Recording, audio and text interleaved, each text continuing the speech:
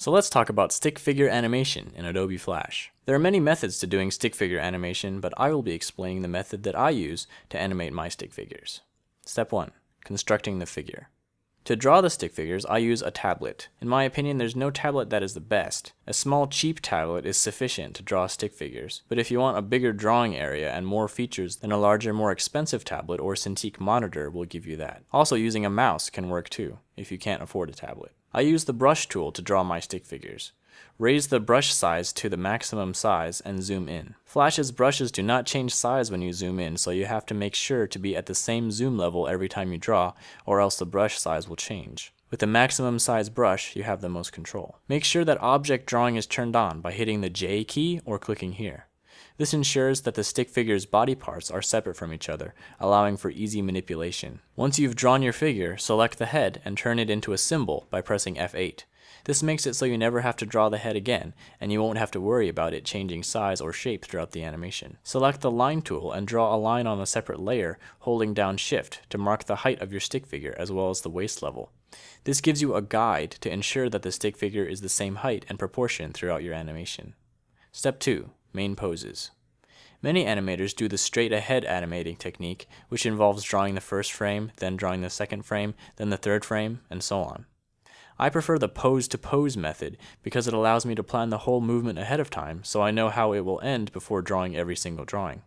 To make a new pose, click F6 to create a copy of the frame, hold down Shift and Control, deselect the head, and delete the rest. I have set the button on my tablet pen to trigger the delete key, which makes the process much faster since my hand doesn't have to reach onto the keyboard to hit delete. Turn on your onion skin here to see the previous frame, then you move the head to the next position and fill in the body. Then repeat the process with the rest of your main poses. You can view your poses in order by hitting the period and comma keys. Step 3. Space out the poses. Now you're going to space out the poses. You can hit F5 to add frames, or click and drag frames around. I usually start by adding 3 frames per pose, allowing me to add a single drawing in between each one later. Then adjust it so that when you play it, the timing makes sense. You might need to add frames to make it slower, or subtract frames to make it faster. Step 4. In between. Now it's time to in between. This means making a new frame in between 2 main poses, turning on the onion skin, and drawing the pose that fits in between the 2 poses. Be smart about it. The in-between doesn't always have to be the 50% mark between the 2 poses. For example, if a character is coming from a state of rest to a sudden movement, the in-between may feel more realistic if drawn closer to the state of rest, imitating an ease in.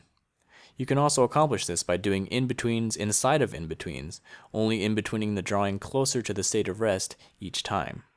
But in general, you should draw your in-betweens at the midpoint between the 2 drawings.